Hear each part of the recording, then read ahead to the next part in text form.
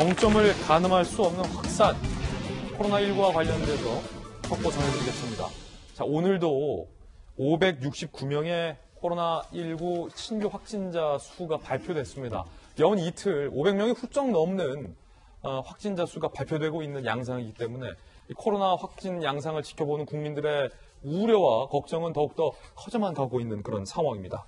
3차 대유행 집단 감염이 폭증하고 있습니다. 자, 오늘 코로나19 신규 확진자 569명 발표됐고요. 감염자 중에 2030 젊은 세대들의 비중이 28%로 급증하고 있다는 것은 굉장히 우려스러운 사인 중에 하나입니다. 정부에서는 2.5단계 격상은 신중히 결정해야 한다라고 아직까지 이야기를 결론 짓지 못하고 있는 그런 상황입니다. 서초 아파트 사우나, 송파 사우나 127명, 강서 댄스 학원 80명, 마포 소재 교회 119명, 경기 연천 군부대 70명, 집단 감염 양상들이 점점 늘어가고 있습니다.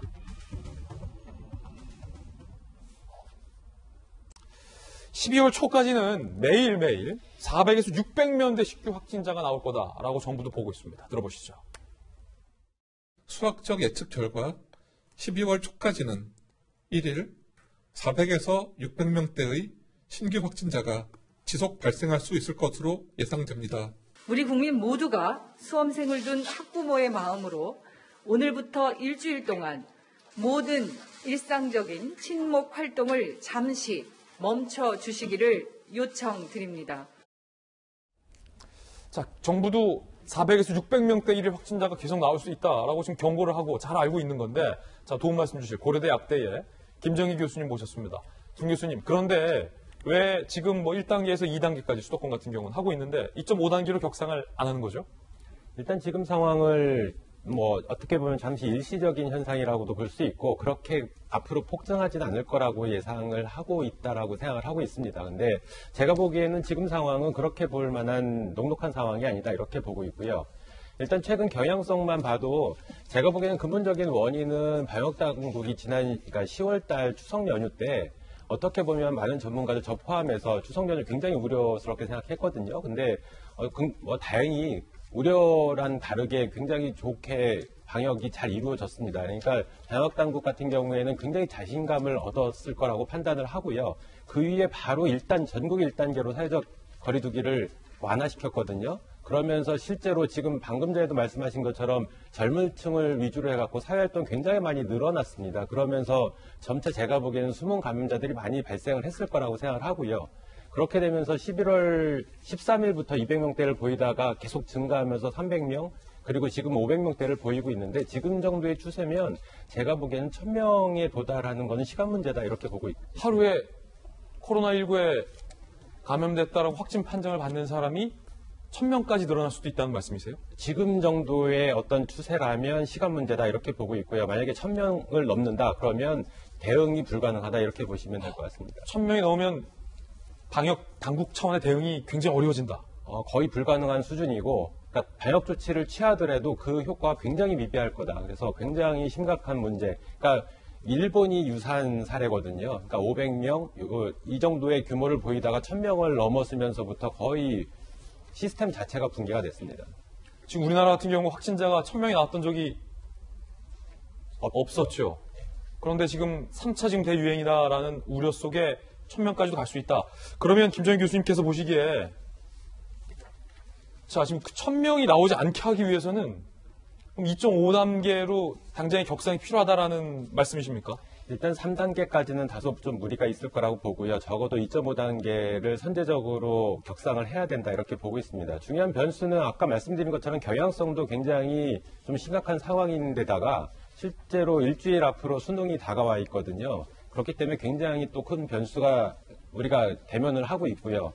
이렇게 되기 때문에 적어도 2.5단계의 선제적인 격상이 필요하다, 이렇게는 보고 있는데, 일단은 사회적 거리두기의 격상도 격상이지만 이거의 근본적인 원인은 마스크에 있습니다. 그러니까 일상적인 생활에서는 국민 대부분이 마스크를 잘 쓰시는데 불가피하게 벗는 환경들이 계속 있습니다. 식당, 카페 이런데.